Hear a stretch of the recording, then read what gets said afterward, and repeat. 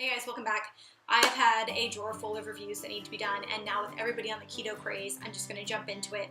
We're going to start tackling things that are already pre-made for you, that are safe for you to eat on the ketogenic diet, and we're starting off with an all-time American favorite, pizza. So if you have never made fathead dough, you need to check that video, because oh my gosh, it's so good. But without further ado, let's get into this review. Alright, hey! If you're new to my channel, I'm Brianne. I do healthy videos every weekend. I try to do them on Food Fridays. Sometimes I do Saturdays, and I do weekly vlogs or reviews. So if you're interested in that, please subscribe below, and let's get right to it. Everybody that's been starting keto seems to be struggling with the lifestyle changes as far as you have to cook more, because there's not a lot of pre-made stuff and even the pre-made stuff has a lot of preservatives that people have reactions to and stuff like that. However, it does seem to be like a necessity to have those backup plans, and I did find some pizza at the store that was keto friendly. I really wanted to share with you guys my thoughts and how to read your own labels in case your store doesn't carry this particular brand. So I got something called Real Good Pizza Company. It's got this cute little thumbs up, and it had a picture of the food inside of it. And the first thing that I always do is instead of reading the nutrition facts, I read the ingredient labels. And so whenever you go in and you see something that's made, if it says cauliflower crust, if it says chicken crust, you still need to read it, because that's just a marketing. And I don't know how the laws work. I don't care to look that up. But for some reason, they're allowed to label that even if they mix it with other things. If there's any kind of tapioca starch, potato starch, corn flour, brown rice flour, wheat flour, those things are all instant spiking, and even if you're not on keto, they are going to cause weight gain, and they're really not good for your body to process. Hi, Cleo. So when you flip that over, you want to read the first ingredient, and on this one, it was all natural chicken breast with Parmesan cheese. And then it kind of goes into the specifics of the sauce and everything else that is in there, which I thought was really great for you guys. So it says all natural chicken, and I read the entire label, and there was no other secret wheats or anything in that.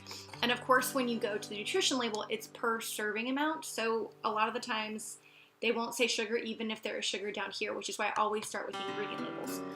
Once you get to that, you want to look at the fat content, which is 16 grams, which is great for the ketogenic diet, especially even the saturated fat, and no trans fat is awesome. You're going to keep going down to the carbs. There's 4 carbs and 2 grams of sugar and 25 grams of protein. So you can calculate that into, if you're counting your macronutrients and your carbs for the ketogenic diet. Do so.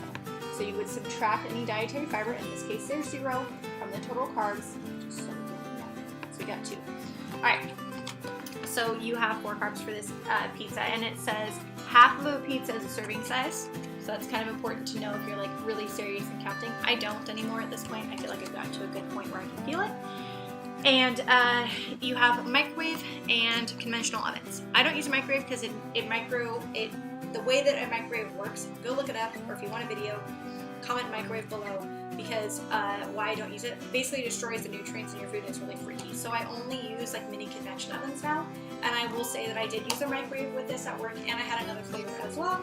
I had 2 of them, and then the one in the convection oven I did just to kind of see the difference. If you use a convection oven, it tastes just like pizza. If you use a microwave, it tastes like rubbery weirdness. I don't really know why. I think this was an excellent choice. It doesn't have as many toppings as I would put on my pizza, so if you have a little bit extra, please add some. But I really think that in a pinch, it's a great source of food, and it tasted very much like pizza. I would not compare it to Pizza Hut or any of those places. It is not that. It tastes just like maybe your French bread pizza that you got school lunch. That's what it reminded me of anyways. And so that is my review for that, and we kind of touched base on this. We touched base on the ingredients, what you should look for in your own place. I got these at my local Kroger. I don't shop there anymore. I think that they are extremely expensive. I don't remember how much these were. I can probably look that up. And I shop at H-E-B now, but I have found that fathead dough is really easy to make, and I make my own pizzas with that. So I will include that above or before. Struggling. So, yeah, I just wanted to include that and trust that this is you to hang out with me.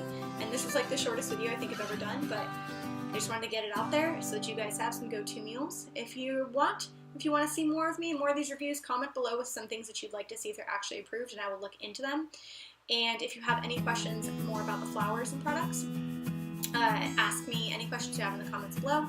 And then tell me if you have any pizza alternatives that are frozen that I could probably check out, because I'm always looking for some backup plans to keep in the freezer for those crazy days. I will see you guys next week for my next video, and thank you so much for being here with me. Hi, Jess. Subscribe below, like, share this with somebody who's starting the ketogenic diet. I really want them to check out my channel, get them through the mist, get them through all this stuff, because when anything gets trendy, it gets a little scary out there. See you guys next time. Bye. Hey guys, welcome back to my channel. So, in case, oh gosh, this bun is just not. Jess, you ready for this? Ready. Alright, guys. So